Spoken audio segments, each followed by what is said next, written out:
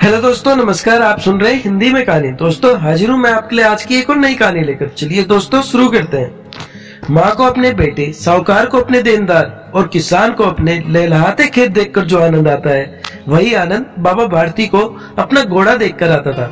कीर्तन भजन से जो समय बचता, वह घोड़े को अर्पण हो जाता। वह घोड़ा बड़ा सुंदर था, बड़ा बलवान।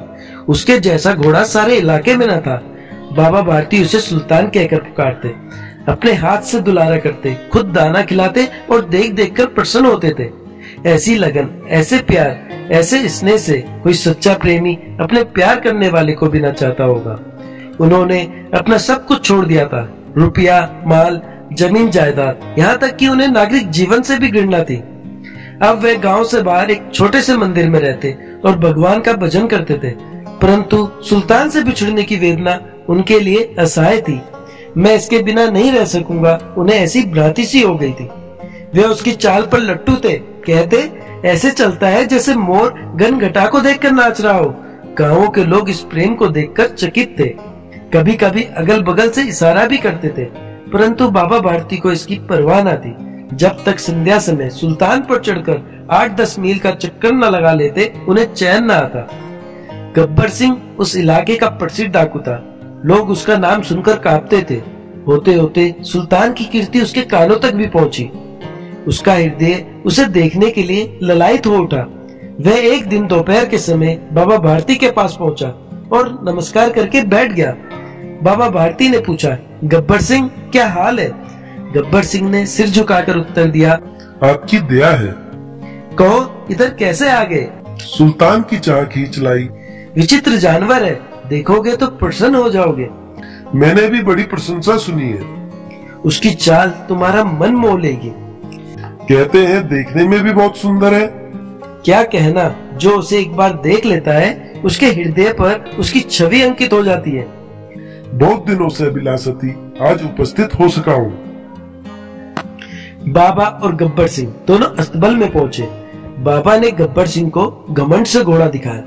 गब्बर सिंह ने घोड़ा देखा और चकित रह गया। उसने सैकड़ों घोड़े देखे थे, परंतु ऐसा बांका घोड़ा उसकी आंखों से कभी ना गुजरा था। सोचने लगा, भाग्य की बात है, ऐसा घोड़ा गब्बर सिंह के पास होना चाहिए था। इस साधु को ऐसी चीज से क्या लाभ? कुछ देर तक आश्चर्य से चुपचाप खड़ा रहा। इसके पश्चात हृदय में हलचल होने लगी। बालकों सी अधीरता से बोला, परंतु बाबा जी, इसकी चाल न देखी तो क्या? बाबा जी भी मनुष्य ही थे। अपनी वस्तु की प्रशंसा दूसरे के मुख से सुनने के लिए उनका हृदय अधीर हो गया। घोड़े को खोलकर बाहर लाए और उसकी पीठ पर हाथ फेरने लगे। एकाएक उचक्कर सवार हो गए। घोड़ा वायु वेग से उड़ने लगा। उसकी चाल देखकर, उसकी गति देखकर गब्बर सिंह के हृदय पर सांप लौट गया। वह डाकू था और जो वस्तु से पसंद आ जाए उस पर अपना अधिकार समझता था। उसके पास बाहुबल था और आदमी भी। जाते जाते उसने कहा, बाबा जी, मैं ये घोड़ा आपके पास ना रहने दूंगा। बाबा भारती डर गए। अब उन्हें रात को नींद न आती थी। सारी रात अस्तबल की रखवाली में कटने लगी। हर समय गब्बर सिंह का भय लगा रहता था, परंतु कई महीने बीत गए और वह न आया। यहाँ तक कि बाबा भारती कुछ लापरवाह हो गए और इस भय को स्वप्न की भय की मिथ्या समझने लगे। संध्या का समय था। बाबा भारती सुल्तान की पीठ पर सवार होकर घूमने जा रहे थे। उस समय उनकी आंखों में चमक थी, मुख पर प्रसन्नता। कभी घोड़े के शरीर को देखते, कभी उसके रंग को, और मन में फूले न समाते थे। अचानक एक और से आवाज आई, ओ बाबा, इस कंगले की सुनते जाना। आवाज में करुणा थी। बाबा ने घोड़े को रोक लिया। देखा, एक अपाहिज वृक्ष की छाया में पड़ा करा रहा है। बोले, क्यों, तुम्हें क्या कष्ट है? अपाहिज ने हाथ जोड़कर कहा, बाबा, मैं दुखियारा हूँ, मुझ पर दया करो।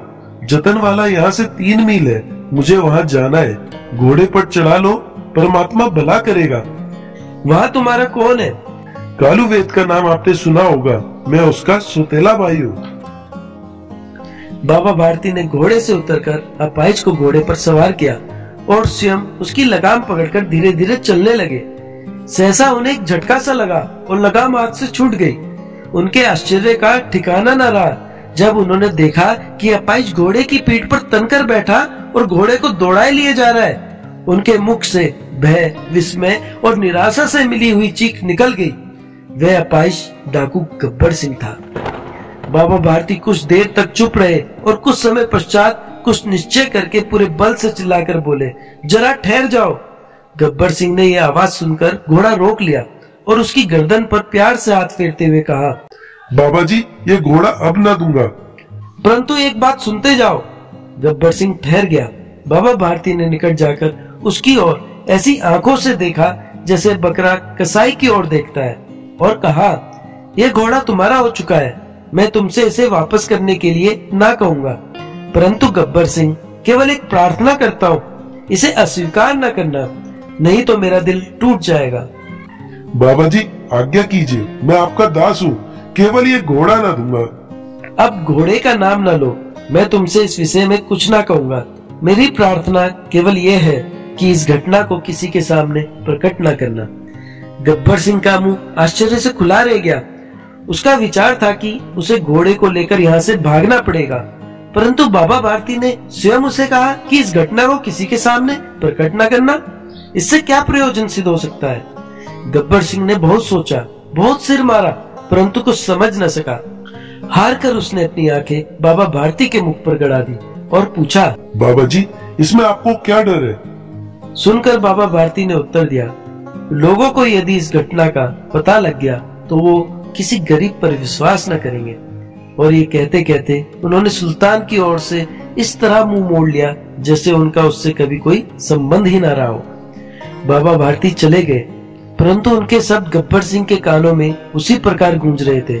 सोचता था, कैसे ऊंचे विचार है, कैसा पवित्र भाव है। उन्हें इस घोड़े से प्रेम था। इसे देखकर उनका मुख फूल की नई कली की तरह खिल जाता था। कहते थे, इसके बिना मैं रह न सकूंगा।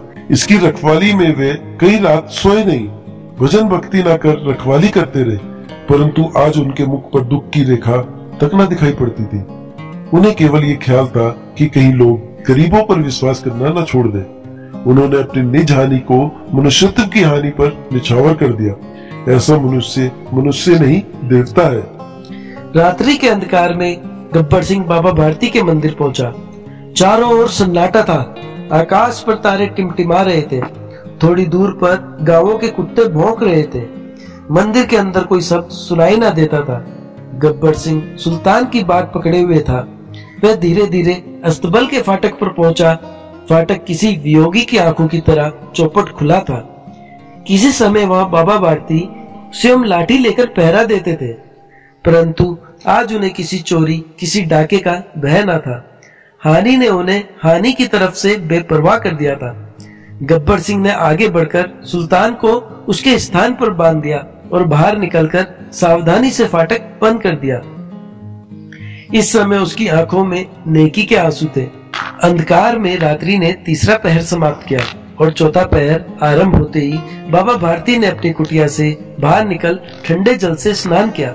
उसके पश्चात इस प्रकार जैसे कोई स्वप्न में चल रहा हो, उनके पांव अस्तबल की ओर मुड़े, परंतु फाटक पर पहुंचकर उनको अपनी भूल प्रतीत हुई।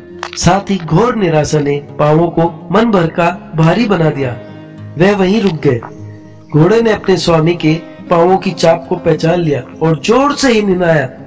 अब बाबा भारती दौड़ते हुए अंदर घुसे और अपने घोड़े के गले से लिपटकर इस प्रकार रोने लगे जैसे बिछड़ा हुआ पिता चिरकाल के पश्चात पुत्र से मिलकर रोता है। बार बार उसकी पीठ पर हाथ फेरते, बार बार उसके मुंह पर थपकियां देते और कहते थे, अब कोई गरीबों की सहायता से मुंह ना मोड़ेगा। थोड़ी देर के बाद जब वे अस्तबल से बाहर निकले तो उनकी आंखों से आंसू बह रहे थे। ये आंसू उसी भूमि पर ठीक उसी जगह गिर रहे थे जहां बाहर निकलने के बाद गब्बर सिंह खड़ा रोया था। दोनों के आंसुओं का उसी भूमि की मिट्टी पर परस्पर मिलाप हो गया।